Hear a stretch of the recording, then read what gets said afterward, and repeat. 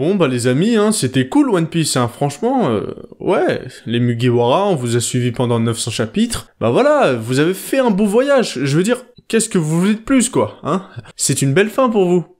Putain.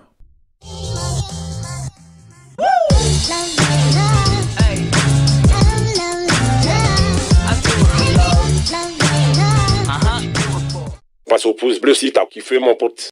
Yo la team, c'est Simouche, j'espère que vous allez bien car moi j'ai la banane et bienvenue pour la review du chapitre 900 de One Piece. Et autant vous le dire dès le début, ce chapitre m'a mis une bonne grosse baffe. Ah oui, honnêtement, après avoir lu ce chapitre, j'étais pas bien. Ce chapitre, en plus d'être un pur chef-d'œuvre, marque aussi un tournant important dans One Piece, car oui, nous nous rapprochons plus que jamais des 1000 chapitres. Et vu ce qu'on a eu cette semaine, j'arrive même pas à imaginer ce qu'on aura pour le chapitre 1000. Bref, bien plus qu'un nombre, ce chapitre a aussi eu pour rôle de nous rappeler le fait suivant. Le nouveau monde est imprévisible, dangereux et sans pitié. Et surtout, ce chapitre nous rappelle qu'il ne faut pas sous-estimer Big Mom. Il est vrai que moi-même, je me suis fait prendre dans le courant des « Ouais, Big Mom, elle est nulle, elle se fait pas respecter ».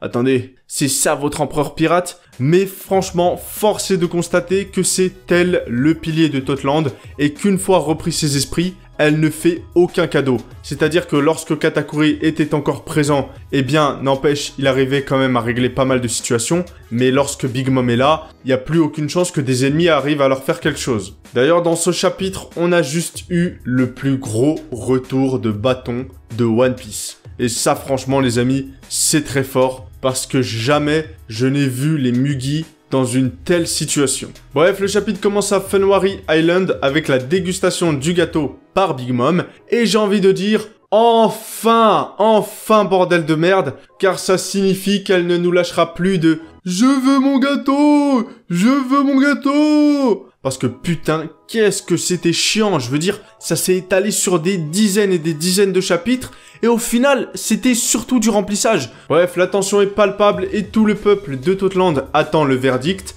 car oui, si le gâteau ne plaît pas à Big Mom, eh bien elle rentrera tout simplement dans une rage folle et détruira tout sur son passage. Mais c'est bien sûr sans compter le talent culinaire de Sanji, qui, on va pas se mentir, n'a servi qu'à nourrir Big Mom, alors imaginez un peu sa réaction si son gâteau était dégueulasse. Hein? Là, on verrait juste Sanji en train de pleurer. Bref, Big Mom adore le gâteau et Perospero en informe tout le pays en disant que c'est Pudding qui les a tous sauvés de cette catastrophe. Cependant, Pudding sait très bien que ce n'est pas grâce à elle que Big Mom a retrouvé ses esprits et son comportement un petit peu triste me fait penser qu'elle va accorder une dernière faveur aux Mugiwara ou alors peut-être même quitter l'île durant cette bataille. En tout cas, ce qui est sûr, c'est qu'elle aura encore un rôle à jouer dans le futur. À part ça, du côté des Mugiwara, tout semble aller pour le mieux. Lol. Les hommes poissons leur font même un petit chemin pour qu'ils puissent s'échapper en toute sécurité, mais c'était sans compter l'intervention de Oven Sensei qui était touché dans son orgueil après avoir appris que son frère Katakuri avait été battu par Luffy. Et c'est là où les ennuis commencent car Oven possède un fruit du démon bien plus dangereux que ce que l'on pourrait penser. En effet, il parvient à faire bouillir une grande partie de la mer grâce à sa technique Nekai Jigoku, qui veut dire tout simplement mer bouillante. Et bordel, qu'est-ce que c'est puissant comme technique, car grâce à ce pouvoir, il réussit à faire fuir tous les pirates du soleil, et surtout, il les coupe de toute future intervention, puisque l'eau est bouillie en surface. D'ailleurs, à ce moment-là, je vous avoue que je me suis dit que c'était chaud. Mais le pire restait à venir, à savoir l'arrivée du Queen Mama Chanter. Et bordel, cette scène restera à jamais gravée dans ma mémoire. En effet, Big Mom commence à chanter à propos du goût du gâteau, et elle se met à contrôler tous les homies. Ce que d'ailleurs, j'avais prédit. Et son fameux bateau arrive et commence à tout détruire. Elle se rappelle alors de sa fameuse fête d'anniversaire et la dernière fois où elle a vu Mother Caramel, puis le massacre commence. C'est simple, je n'ai jamais vu une telle boucherie. Le Germa se fait littéralement détruire et Judge va d'ailleurs se faire démonter par Snack car j'ai directement reconnu son ombre. Bref, c'est le chaos total, mais ce qui est fou avec ça, c'est le contraste entre Big Mom chantant et parlant de Totland comme étant le pays le plus paisible du monde, et à côté on a quand même une des attaques les plus violentes de One Piece. Cette scène nous montre tout simplement que l'arc Whole Cake Island est un arc trompeur et qu'il ne faut jamais se fier aux apparences. C'est d'ailleurs ce que l'on nous montre depuis le début. Je veux dire, Pudding,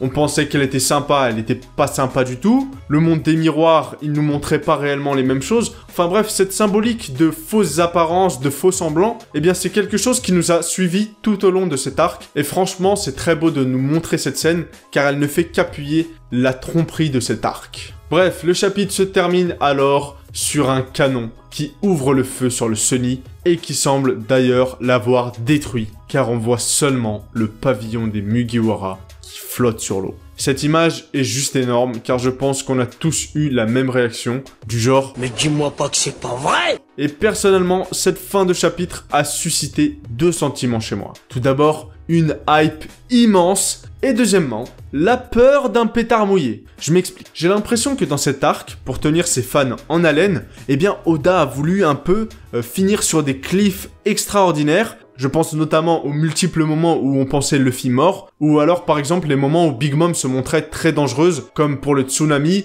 ou lorsqu'elle était sur le Sunny. Et c'est pourquoi j'ai un peu peur que Oda nous montre au prochain chapitre une résolution d'intrigue classique, ou alors trop prévisible, et qui n'aurait donc pas de conséquences sur le long terme. Donc j'espère vraiment que Oda va mettre le paquet, et que toutes les théories que l'on fait sur cette fin d'arc, eh bien soient fausses, car j'adore quand Oda arrive encore à nous surprendre. Bref, à part ça, parlons de cet incident. Tout d'abord, on va parler des deux fameuses théories sur l'explosion du Sunny. Alors, première théorie, certains pensent que tout ça n'est qu'une illusion de Big Mom, après qu'elle ait mangé ce gâteau fabuleux, sauf que l'on voit très bien que la bonne humeur de Big Mom entre en interaction directe avec ses homies, qui se mettent à tout détruire. Pareil pour la seconde théorie, Pudding ne s'est à aucun moment rapproché de Big Mom, donc comment aurait-elle pu manipuler ses souvenirs, à moins qu'elle ait trouvé un moyen d'utiliser son pouvoir sur le gâteau de mariage. Mais bon, c'est un petit peu farfelu. Donc pour ma part, le constat est simple. Luffy et compagnie se retrouvent sous l'eau avec leur bateau.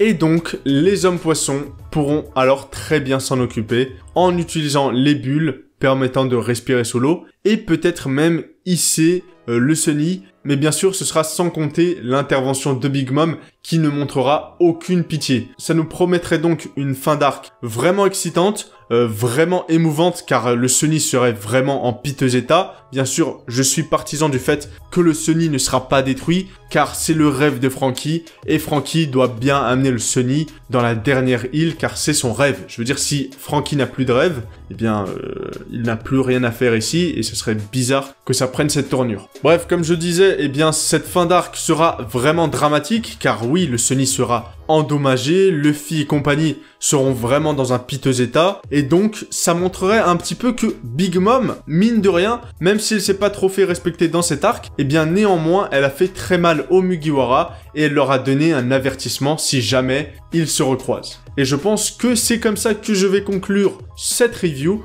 J'espère qu'elle vous aura plu. En tout cas, moi, comme d'habitude, j'ai pris énormément de plaisir à la faire. J'attends votre avis dans les commentaires.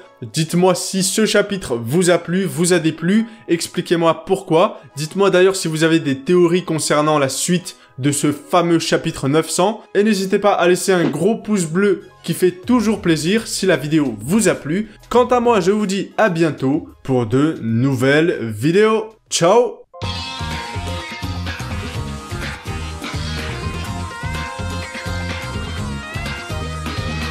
集中できてないなまだ体が迷っているんだ震えてたんだコントロールしちゃってブレンダー太陽も月も何も完全にこっち向いていないが